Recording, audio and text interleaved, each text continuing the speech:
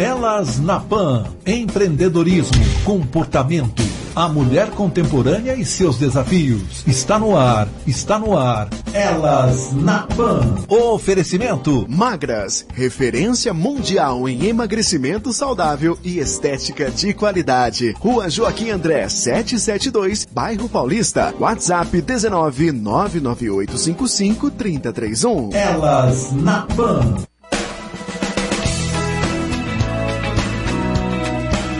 Olá, bom dia, terça-feira, 6 de dezembro de 2022, está começando o Elas na Pan, das manhãs Café com Pan, da Jovem Pan News Piracicaba. Eu sou Cris Sanches e você já sabe, este é o programa feito para você, mulher moderna e inteligente que sabe usar a informação de qualidade a seu favor. Toda terça, às 9 da manhã, temos um encontro marcado aqui na 99.5 FM. Você quer participar, quer dar sua opinião, quer sugerir uma pauta? Manda uma mensagem pelo WhatsApp. Anota aí, 971482932. Vamos repetir, Bruno? Toca o passarinho de novo. 971482932. E hoje comigo, novamente aqui na bancada, minha permanente convidada, minha colega querida Karina Piscinato. Bom dia, Cá. Bom dia, Cris. Bom dia, Bruno Alves. Bom dia, queridas colegas de bancada. Que eu já vou anunciar. Tá muito chique, né? Tá muito chique. Bom, Elas na Pan tá no ar. Fica comigo que tem muita coisa bacana pra gente conversar hoje. Elas na Pan. Karina, quando eu era garota, faz pouco tempo. Agora, né? semana passada. Semana passada. Quando eu era garota, eu assistia a Sessão da Tarde. Você chegou a assistir a Sessão da Tarde? Só quando eu matava a aula? Chegava da escola, todo dia. Eu estava de manhã e eu deitava no sofá e assistia a Sessão da Tarde, né? E uma vez, eu passava aqueles filmes preto e branco, antigos, Cary Grant, né? Aquela, né? Elvis Presley. Agora ela se entregou muito, né, na idade. O meu era tipo ET, sei lá, mas preto e branco. Para, que eu sou uma geração na sua frente. Eu sou ter idade para ser sua mãe, você sabe disso. Vamos lá. E eu assisti uma vez um filme chamado Madame Curie. Madame Curie. Era um filme bem antigo, era preto e branco. E eu descobri ontem que esse filme foi produzido em 1943, ano que meu pai nasceu. Olha só. E ele contava a história de uma polonesa, uma mulher polonesa, que tinha nascido em 1867, 100 anos antes de mim. Eu nasci em 1967. Ela era uma física e química, né, que foi pioneira nos estudos da radioatividade. Ela se tornaria a primeira mulher a ganhar o Nobel, né, e a primeira pessoa a conquistar o Nobel 2 vezes. Ela conquistou o Nobel de Física e de Química. Minhas convidadas estão fazendo sim com a cabeça. Eu já vou apresentá-las para vocês aqui. E naquela ocasião, lá com 9, 10 anos de idade, eu não tinha a dimensão, não tinha ideia, né, do que aquela mulher significava, não só para a ciência, né, mas também para as mulheres e a luta, né, por igualdade de oportunidades de uma forma geral. Eu via no filme, ela entrava no laboratório e só tinha homens. E ela quase tinha que pedir pelo amor de Deus para ter um espaço para fazer os experimentos dela, né?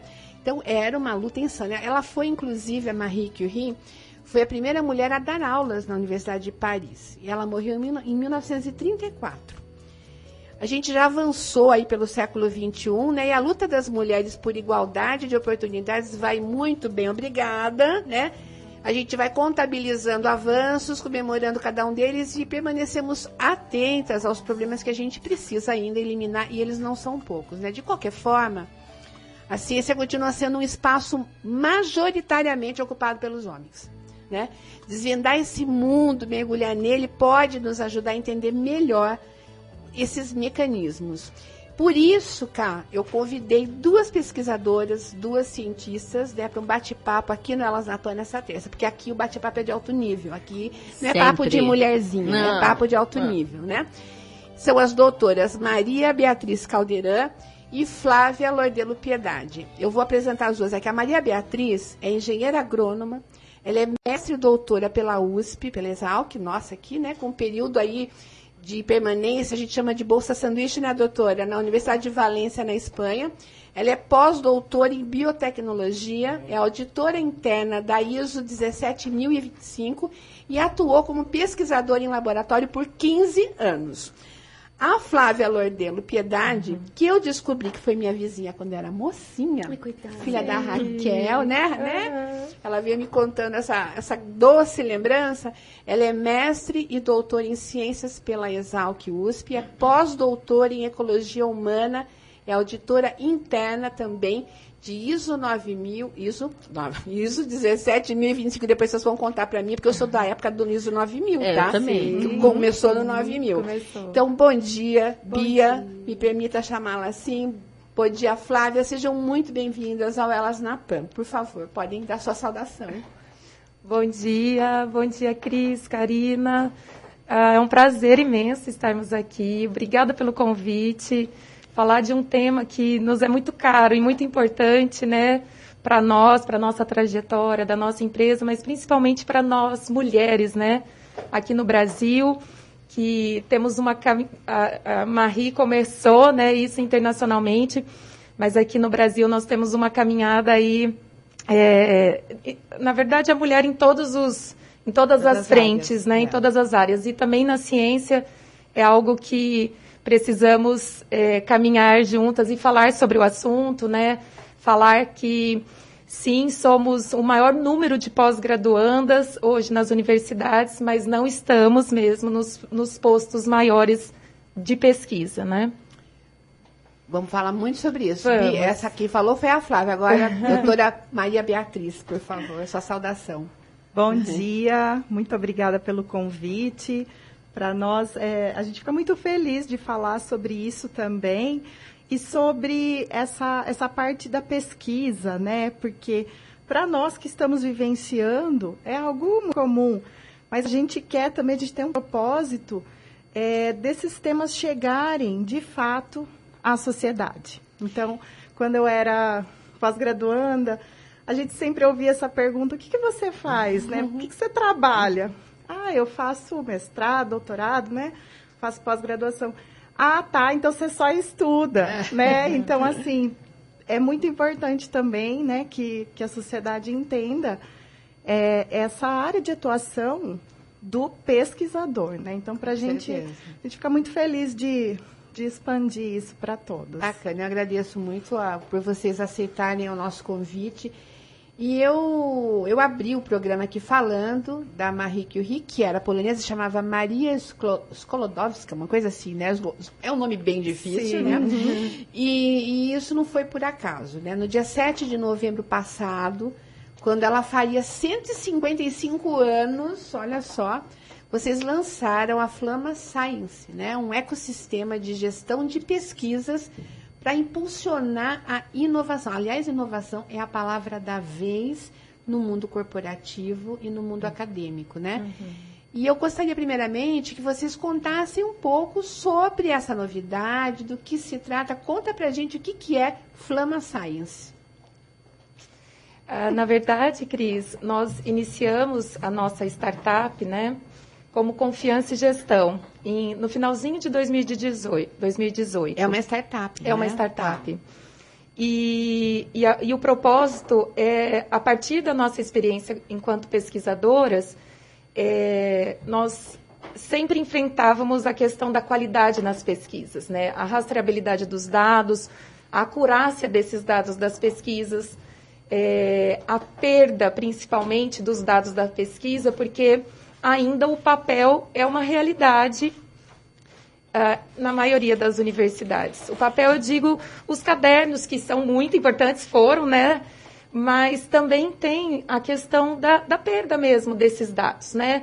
Do caderno se perder, do aluno levar e, de repente, não deixar esses dados, não publicar os dados. E então, isso foi o que moveu eu e Bia, né, na criação da nossa startup, pensando numa metodologia, numa plataforma digital para trazer essa acurácia à pesquisa, permitir que esses dados também, não só no papel, mas também fossem transferidos por uma ferramenta digital para dar acessibilidade a isso, esse compartilhamento de dados, e também para nos atualizar a pesquisa para o momento agora da tecnologia. E nós iniciamos, então, nesse sentido, como Confiance, e foi todo um período de final de 18 até essa data que você mencionou, desenvolvendo essa plataforma digital. Nós tivemos a contemplação, porque é muito importante, eu acho que a gente sempre tem que falar das agências de fomento no Brasil que permitem isso acontecer, né? Não só a nossa plataforma, mas diversas startups e empresas desenvolverem esses mecanismos, né? Essas ferramentas, né? Uhum. Perdão. E a gente teve... Vou tirar aqui minha máscara. O apoio da FAPESP, que é a Fundação de Amparo à Pesquisa do Estado de São Paulo, que foi fundamental. Eles têm um programa, nós vamos mencionar, que é o programa PIP. Para quem está nos ouvindo e que tem startup ou que tem alguma proposta, né, de inovação, esse programa, eles investem em startups com fundo perdido, né, a própria arrecadação de ICMS do nosso estado permite que eles invistam no desenvolvimento dessas pequenas empresas. E, a partir disso, então, a gente teve todo esse apoio, são 2 fases que nós fomos contempladas. O CNPq, que é do governo federal, também temos investimentos dele, e isso permitiu, então, que a gente ficasse durante todo esse período desenvolvendo essa plataforma que traz esse benefício aos pesquisadores, não só da universidade, mas também das empresas de P&D, que fazem pesquisa e buscam trazer, então, toda a rastreabilidade dos dados, desde do momento de ideação dos seus projetos de pesquisa, até a produção, né, a chegar a ter produtos, prestação de serviço. Então, toda essa cadeia de custódia, a gente consegue ter esse controle na plataforma. E no dia desse evento, nós fizemos um rebranding da nossa empresa, porque agora que estamos chegando, de fato, no mercado, a plataforma está pronta. Nós estamos na fase que a gente chama de POC, que é teste de conceito com algumas empresas e universidades. E aí, a partir de 2023, então, a gente está começando a comercialização e agora com esse novo nome, com um novo logo, nova proposta, que é a Flama Science. Geralmente, soluções... Isso é uma solução genial. Eu na minha visão leiga, achava que já existisse alguma coisa nesse sentido, né? Que a tecnologia estaria um pouco mais... vamos dizer, atualizada para os pesquisadores, mas a gente sabe muito bem que no Brasil as coisas caminham um pouquinho mais devagar. Não por falta de capacidade e criatividade dos pesquisadores, mas por dificuldades mesmo de acesso a caminhos que possam te facilitar ou materializar uma ideia como a de vocês, né? Essa ideia, vocês são pós-doutoras, surgiu de alguma dor entre aspas, que vocês eventualmente tenham sentido ou visto alguém muito próximo passar? Porque eu sou da época em que eu ouvi uma vez alguém comentar que havia perdido uma tese, o carro tinha sido roubado com uma tese de doutorado dentro do carro. Uhum, quer dizer, eu nem imagino que a pessoa não tivesse uma cópia do negócio desse. Então, eu queria entender de vocês se tem alguma história pessoal na ideia de se criar a Flama Science. Na verdade, nessa caminhada, né, toda essa experiência que a gente traz como pesquisadoras, a gente identificou várias dores, né, tanto pessoais quanto que a gente viu o pessoal passar. Você mencionou, já vi tese sendo roubada do carro, computador que quebrou e aí não tinha um backup. Então, a ideia, você tem que ter um controle muito eficaz, né? Você tem que ser muito certinho para falar, vou ter várias cópias, vou fazer o backup todos os dias, toda semana, alguma coisa assim, né? Os dados. E eu acho que o que mais aconteceu também foi do aluno, de repente, levar embora o caderno, ou perder o caderno, e aí o professor não tinha acesso, né? Então, essa foi uma das dores, né? A gente vê essa transformação digital chegando em todos os lugares, por que não nos laboratórios, né? Tem essa tendência, o Lab 4.0, né? Que hoje vem sendo chamado assim. Mas essa questão dos dados, realmente, de fato, é algo que tem que ser revisto.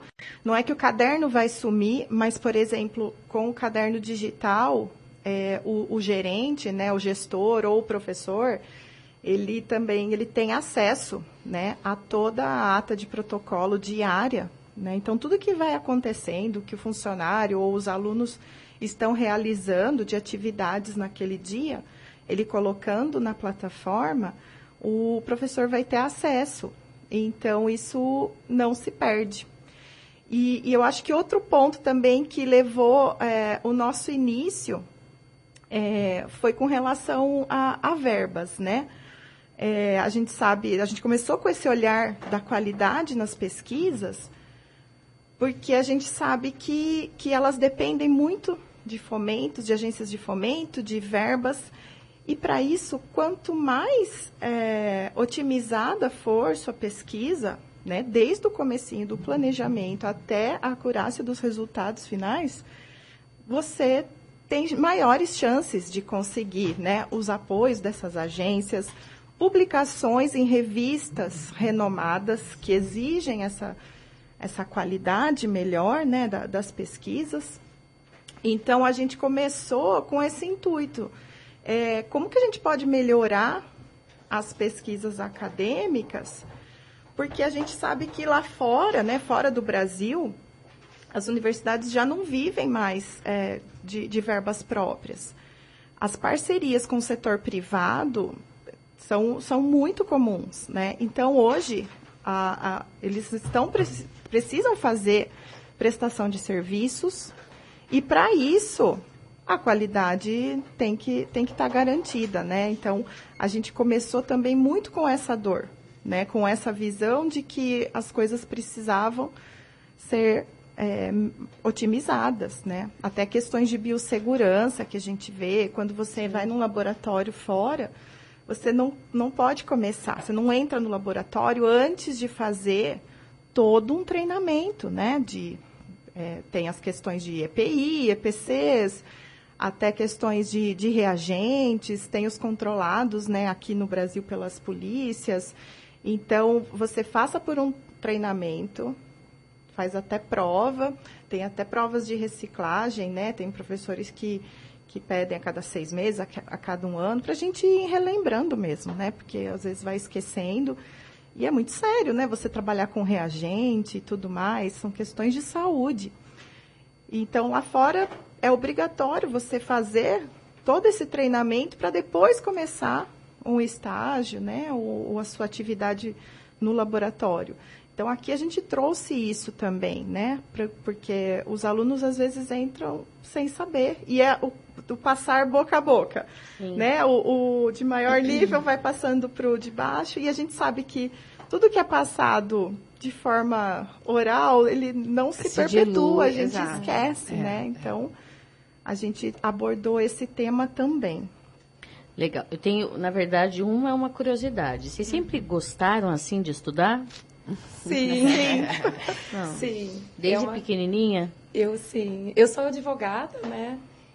Apesar de ter seguido na área acadêmica e a minha área de especialização inicial foi ambiental, eu sempre gostei muito de estudar, ainda na escola.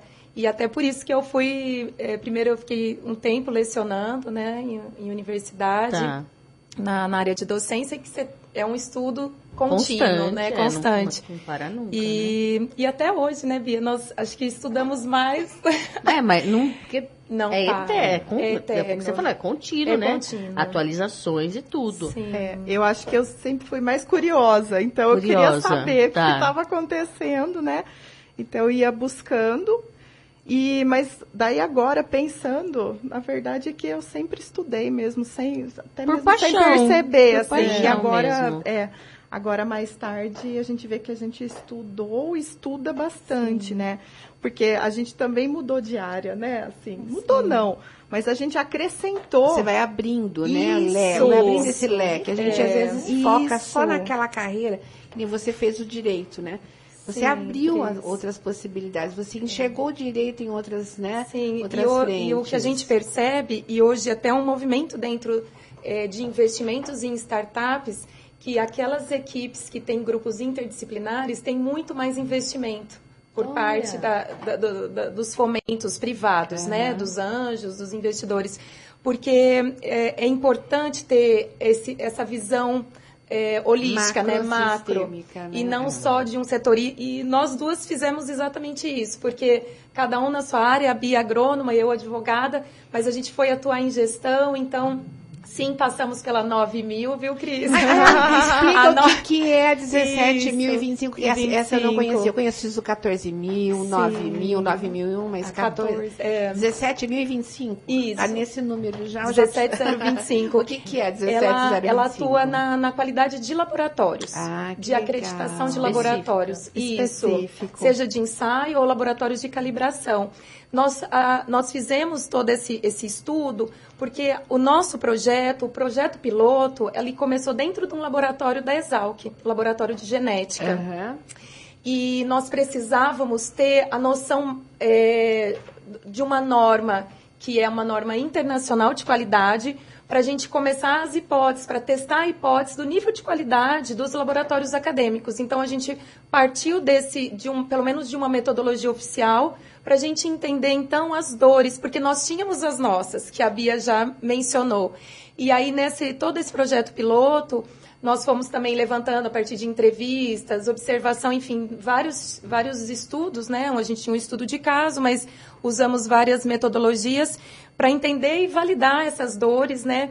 E puxando um gancho do que a Bia falou sobre essa questão das parcerias, agora falando bem da área de biológicas, né, dos laboratórios, os laboratórios acadêmicos, eles estão buscando, né, há um movimento muito forte de prestação de serviços. Às vezes a gente só pensa nos laboratórios privados prestando serviços, mas nós temos muitas universidades com prestação de serviços e de ponta aqui na nossa casa, né, na Exalc, vários deles, né, como a Clínica do Leite, que é referência no Brasil, Laboratório de Solos, que também prestou serviço na Copa aqui, né, foi o laboratório escolhido.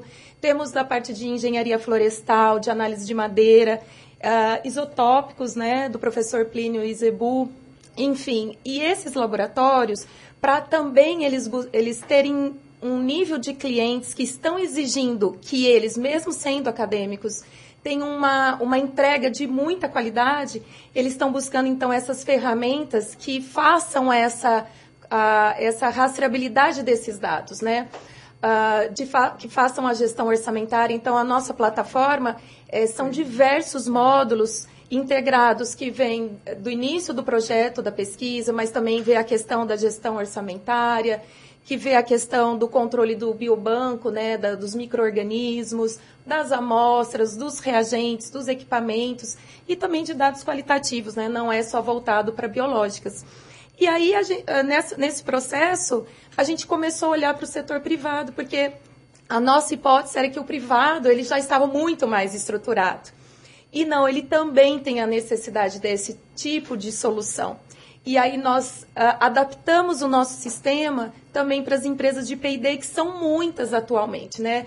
A maioria das multinacionais e startups, elas estão produzindo, elas estão fomentando pesquisa dentro para fazer novos produtos. E então a gente consegue atendê-los também.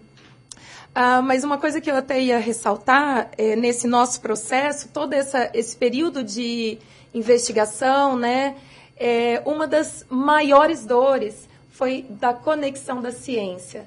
O que está sendo feito na universidade, que isso é uma nova pauta, e o que está chegando na sociedade, né? Então, para isso, quando a gente se apresenta como um ecossistema, é porque não só temos essa solução de software, mas principalmente de uma ferramenta que a gente nomeou como Tinder da pesquisa. Bacana. Porque na nossa caminhada, muitas teses ficam engavetadas, faltando apenas de um investimento. E trazer ao conhecimento das empresas e do mercado é muito importante, porque ali a gente tem... Quando a gente pensa em biológicas, a gente está falando de possibilidade de vacinas, possibilidade de curas de diversas doenças, e também na área de economia, enfim, alimentos, todas as áreas. Né? Alimentos, exatamente. Legal. Ainda mais aqui, né, na Exalc, você Exato. Então, nós desenvolvemos uma ferramenta de matchmaking que permite que os pesquisadores se inscrevam suas linhas de pesquisa, o que eles estão produzindo ou que já produziram os resultados. E o investidor, a empresa, ela faz o mesmo caminho, no que ela quer investir, e aí faz o match ao sistema. Eu vou fazer uma pergunta aqui para a gente encerrar esse bloco e para o break. Nós estamos aí às portas de 2023, vocês estão contando para a gente que Flama Science estará no mercado a partir do próximo ano. A gente tem uma virada de página, tem um governo novo chegando, tanto em São Paulo quanto em Brasília, e logicamente se cria algumas expectativas, enfim, que vai ter mudança, a gente sabe se vai ter, se vai ser bom ou não, é uma outra conversa. Mas como é que vocês estão vendo isso e como é que vocês estão, né, que expectativas vocês estão alimentando para 2023, em que vocês vão colocar a Flama Science no mercado? A gente sempre tem as melhores expectativas, né? Onde estão talvez eu reformule melhor, onde estarão as oportunidades? O que vocês enxergam em termos de oportunidades para 2023? Certo. As empresas que têm setor de P&D, né, é um número muito grande, né? E como a gente testou também, a gente ainda tem algumas POC rodando, né, a prova de conceito. A gente tem recebido devolutivas muito boas, né? O nosso sistema tem um diferencial que ele é integrado. Então, Cris, acho que você tinha mencionado, né, sobre soluções que já existiam, tal. O que a gente vê? O core do nosso sistema é a gestão de projetos, né? Com isso integrado a outras funcionalidades, outros módulos. Então, específicos, né, para a área biológica, quanto para dados qualitativos. Existem algumas soluções, né, alguns softwares que são, por exemplo, só de gestão de projetos, outros só de gestão da ISO. E aí o que a gente percebeu é que eles falam, nossa, eu tenho 5 softwares, eu preciso alimentar cada um por vez, depois juntar todas as informações. E a gente conseguiu fazer isso de forma integrada.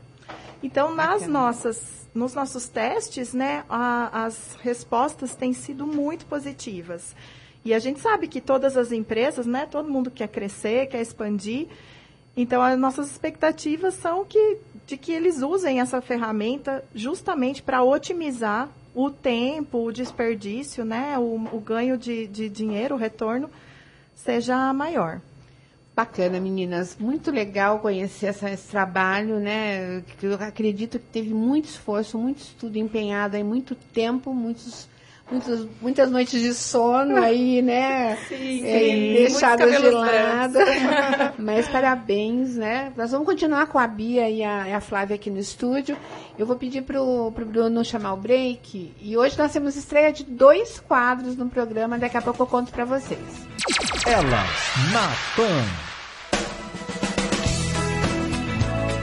9h35. Estamos de volta aqui com Elas na PAN. Hoje tem estreia do professor Ricardo de Souza com o quadro Cuidando do Bolso aqui na Elas na PAN. A partir de hoje, o professor Ricardo, que é especialista em educação financeira, na verdade ele é PhD, gente. A gente não traz ninguém menos que isso, tá?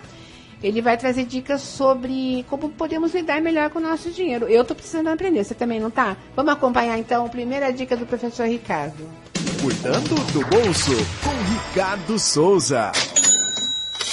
Olá, meu amigo ouvinte. O final do ano chegou e é uma realidade. E com toda certeza você já está pensando também, não somente nesse ano, e no próximo ano que já virá.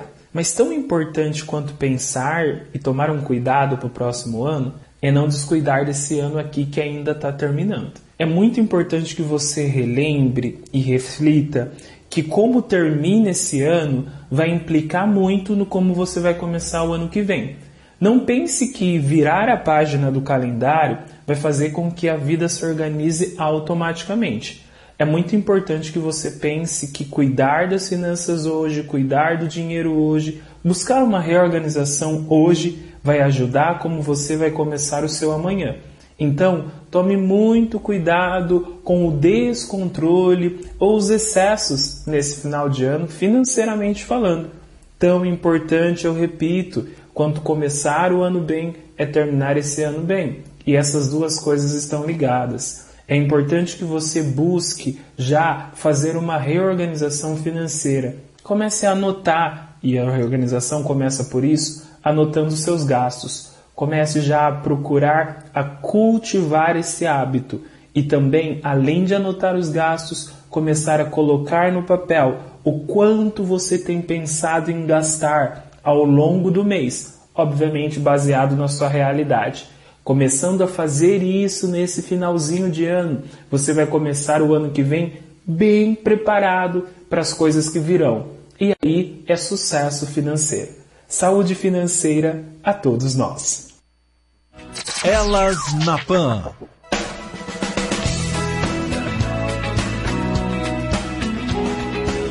Nove horas 37 minutos, estamos de volta com Elas na Pan, que você acompanha aqui na 99.5 FM, Jovem Pan News Piracicaba. Eu quero mandar um beijo muito carinhoso, porque tem gente que manda beijo aqui também, porque, né, poxa, a gente tem tantos ouvintes e tantos parceiros queridos por aí. Para as meninas da Magras, eu quero mandar um beijo para a Franciele, a Amanda, a Karina, a Thalita, a Edmara, a outra Amanda Ramalho e a Sônia, lá da Magras, que fica lá na rua Joaquim André, 772. Gente, a Magras, eu fiquei sabendo recentemente, ela é a maior rede de emagrecimento saudável e estética de resultado da América Latina. Então, não é brincadeira, não. É coisa de alto nível. E eu já vou dar um spoiler para vocês aqui. Na semana que vem, dia 20... o programa vai falar sobre emagrecimento e eu vou trazer as especialistas da Magras aqui.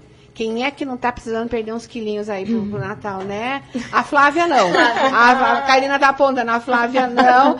A Bia tá muito bem, mas aposto que como qualquer mulher, ela fala, né?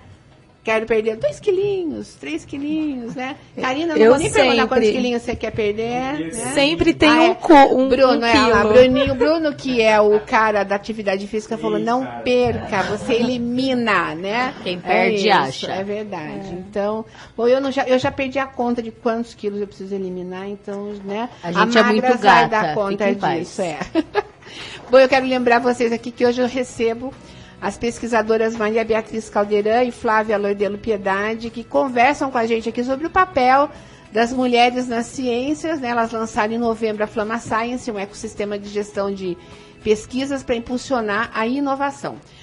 Existem, Karina, escuta isso, existem quase 7 milhões de cientistas no mundo, segundo a AD Scientific Index, publicado este ano pela Universidade de Stanford, nos Estados Unidos. Desse total, apenas 33%, ou seja, 1/3, são mulheres, de acordo com o relatório Women and the Digital Revolution da Organização das Nações Unidas para a Educação, Ciência e Cultura, que a gente conhece como UNESCO. Aqui no Brasil, as mulheres são aproximadamente 44% dos pesquisadores científicos, de acordo com o CNPq, o Conselho Nacional de Desenvolvimento Científico e Tecnológico. Meninas, eu peguei esses dados de uma revista da Sociedade Brasileira para o Progresso da Ciência, a SBPC. 44% de mulheres, confesso, é mais do que eu imaginava, né? Mas é um número que pode melhorar, vocês não acham isso?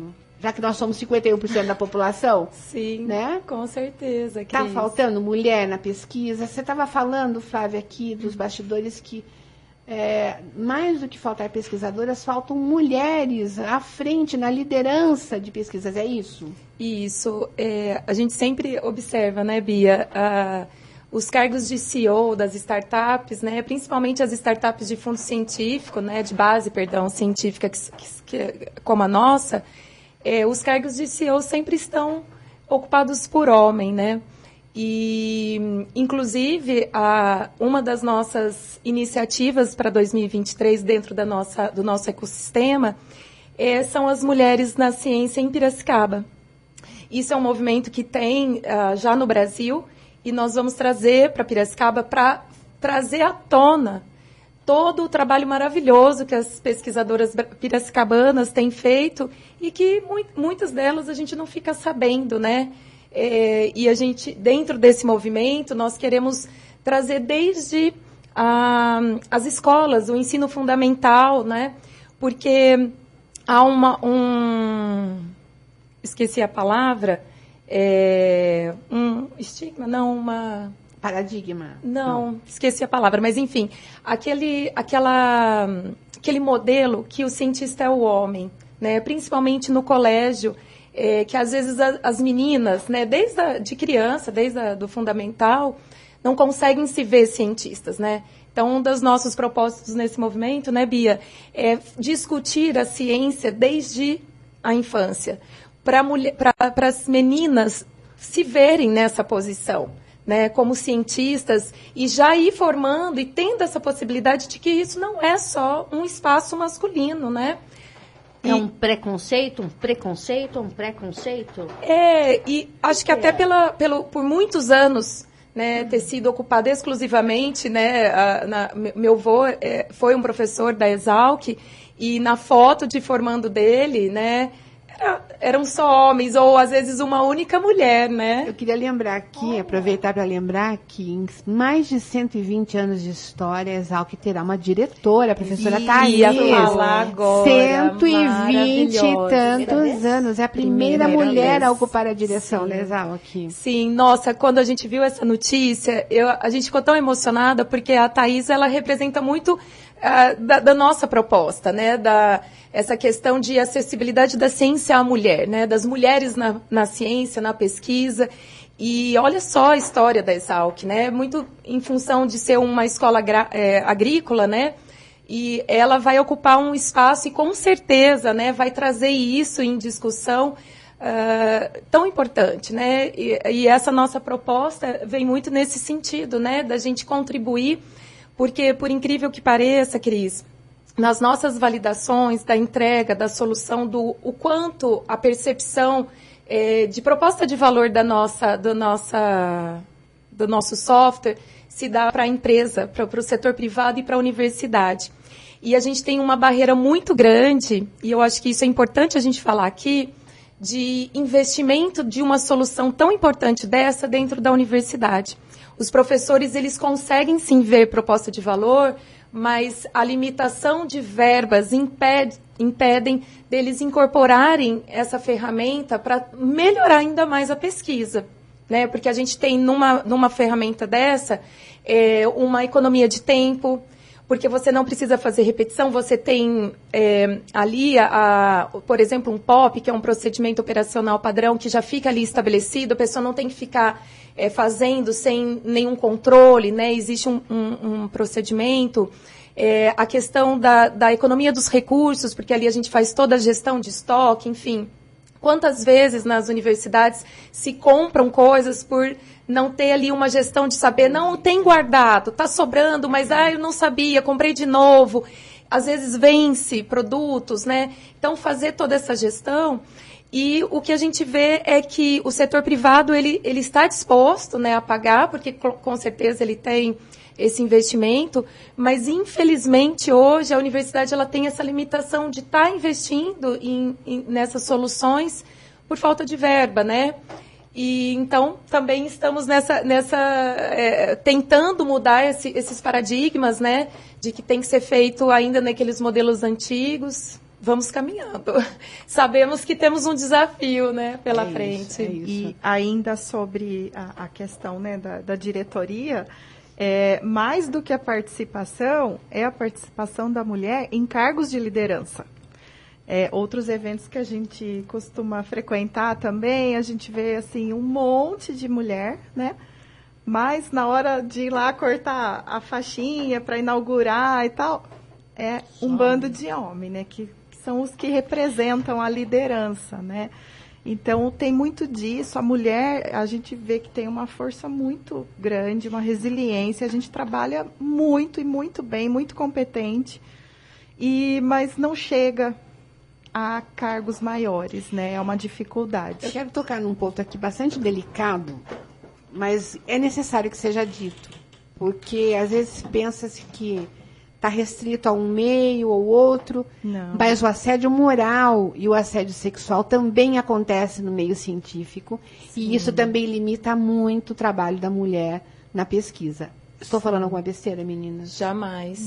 Não. Infelizmente é uma realidade. Eu acho que essa questão né? da mulher, do acesso à liderança ou dos assédios, né, está presente em todos os lugares, né? Não tem como a gente falar que e às vezes a gente tem uma posição em algum período do estudo como orientanda de subordinação, né? A gente tem um orientador e se ele é homem, a gente tem uma situação ali muito delicada, exatamente. E a gente tem aquela questão do vestuário, da gente ter que saber, né, que roupa a gente não ter certas liberdades, né, da gente ter que, de repente, se portar, se vestir, né, eventualmente. E eu acho que esse período dentro da pesquisa, como aluna, eu acho que é o momento mais delicado. Que essa situação de subordinação, né? Às vezes a gente ouve certas coisas, algumas brincadeiras, né? A semana passada a gente foi num evento que eram mulheres empreendedoras no agro. Então, o setor agro, por si só, ele é bem masculino, mas a presença das mulheres é muito forte, muito grande. E, então, foi debatido sobre isso também, a questão também de uma mulher ser a líder, né, da equipe, o quanto os homens têm que respeitar, todo mundo, né, tem que acabar respeitando, mas isso também foi algo discutido nesse setor também. Sim. E outro ponto que eu estava vendo essa semana, tem um movimento chamado Parenting Science, que é a questão das mulheres, que a gente fica mãe, né? Então, tem o período da gravidez, tem o período, né, do pós-parto, e até você voltar ao ambiente de trabalho, né? Então, você fica com essa lacuna. Então, esse movimento, assim, por exemplo, para nós pesquisadores, o que conta são as publicações, né? As publicações científicas, os artigos, enfim, toda a sua trajetória. E a mulher acaba parando um pouco mais nesse período do que o homem. Então, eles começaram a ver que quando ia prestar concursos, aí ficava esse vago, né, das mulheres. E, enquanto isso, o seu concorrente, o homem, daí tinha mais artigos publicados no período e tal. E eles conseguiram mudar lá no Lattes, que é a plataforma de currículos que a gente se cadastra como pesquisadoras, você incluir o período maternidade. Então, esse período não é contado. Então, por exemplo, 2 gestações, dois filhos, ficou 2 anos. Isso aí não conta. Falando de maternidade, de companhia, estou vendo aqui. Conhece doutora Beatriz Gildo Bonassi? É meu marido. Ele acabou de mandar aqui, né, no nosso WhatsApp, bom dia. Quero desejar parabéns a mulheres empreendedoras, Flávia e Beatriz, em especial minha esposa Beatriz. Obrigada pela audiência, Gildo. Que legal. E um parceiro, porque seja parceiro, isso é importante também, isso que eu ia falar, Bia? é importante. Nossa, eu vejo eu e a Flá, né? Flávia também é casada? Sim, Flávia? então... Meu nossos maridos, também. Assim, eles apoiam primeiro, muito, né? Eles são pesquisadores? Eles cuidam. Não.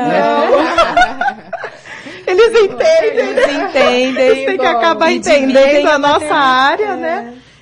Apoiam e dividem a maternidade, né? Eles são pais presentes, super. Porque, né, a gente tem evento, tem alguma coisa, é engraçado, porque sempre a mulher tem que pensar, eu tenho minha filha, eu vou deixar com quem, vou fazer tudo, né? E para o homem é justamente, é só sair trabalhar, né? E a mulher, para sair trabalhar, ela tem que pensar, entendeu? Então, é importante. Vocês são mulheres, imagino que vocês se veem como alguém fora da caixa, né? Vocês não estão enquadradas aí nesse padrão. Hoje a gente vai estrear, aliás, eu vou pedir para o Bruninho já deixar aí na ponta da agulha. Hoje nós vamos estrear o quadro Saindo da Caixa, com a terapeuta da Nova Era, Ana Braga, minha querida amiga. Ela vem com umas dicas aí. Vamos ver se a gente tá fora ou dentro da caixa com a Ana Braga. Pode soltar, Bruninho. 9h51. Está na ponta da agulha, Bruno? Ah, o break. O break pode ser depois da Ana, tá bom?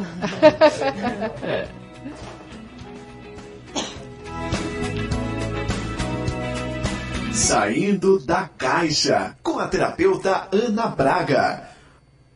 Olá, sou Ana Braga, terapeuta da Nova Era, e venho te convidar a ter um novo olhar na vida. Quando nascemos, temos nossos pais, nossos irmãos, tios, primos, tudo ao nosso redor. E com eles nós aprendemos, identificamos o comportamento, aprendemos nossos valores, enfim, tudo isso fica dentro de uma caixa, que a gente fica dentro. Eu venho te convidar a abrir essa caixa, colocar mais coisa dentro e você ter um olhar mais amoroso, mais leve, mais agradável, para você viver melhor, viver mais feliz, com mais simplicidade. Daí você vai me perguntar, mas que caixa é essa, Ana? Essa é a caixa do nosso cérebro. Ele é como se fosse um computador que registra tudo. E isso fica como o nosso computador rodando como programa. Então, se a gente teve aprendizados de forma dolorosa, aprendizados de forma amorosa, aprendizados de forma triste e aprendizados de forma alegre, tudo isso fica rodando como se fosse um programa no nosso computador. E nós só vamos perceber no mundo e na vida aquilo que temos no computador. Então, vamos abrir o nosso olhar e perceber que tem outras coisas no mundo e que a nossa verdade não é a verdade absoluta. E abrir a caixa vai ser isso. É a gente perceber as nossas dores e os nossos anseios de uma outra forma. De uma forma mais ampla, mais feliz e mais leve. É isso aí. Te espero na próxima semana para abrir a caixa comigo. Um pouquinho de cada vez. Beijinho, até lá. Elas na Pan. 9h58. A gente está na reta final aqui do Elas na Pan. Eu quero aproveitar para mandar um beijão. Agora essa é um beijo de novo. Para a Luzia e para o Severino, lá da Floricultura e Grameira SL. Meninas, eles enviaram uns vasinhos de suculentas, vocês viram aí na entrada? Sim. Uns vasinhos de suculentas que a gente presenteia as nossas entrevistadas. Vocês vão levar os vasinhos de suculentas da SL, Floricultura e Grameira. Muito lindo, legal, então todo mundo apaixonado. Eu tenho que segurar, a Karina quer levar um vaso por dia. Não pode, Karina. Adoro planta. Mandam pra Karina também, então, gente. Obrigada, Maria Beatriz, obrigada, Flávia. Né? Eu tenho uma mensagem de encerramento. Todo programa a gente encerra com uma frase. Eu escolhi uma frase da Marie Curie. Ela diz o seguinte: você não pode esperar construir um mundo melhor sem melhorar as pessoas. Cada um de nós deve trabalhar para o nosso próprio aprimoramento. Falou tudo, né? Sim. Obrigada mais uma vez, Maria Beatriz. Obrigada, Flávia. Obrigada, Karina, pela companhia sempre aqui. O programa Elas na Pan vai ficando por aqui.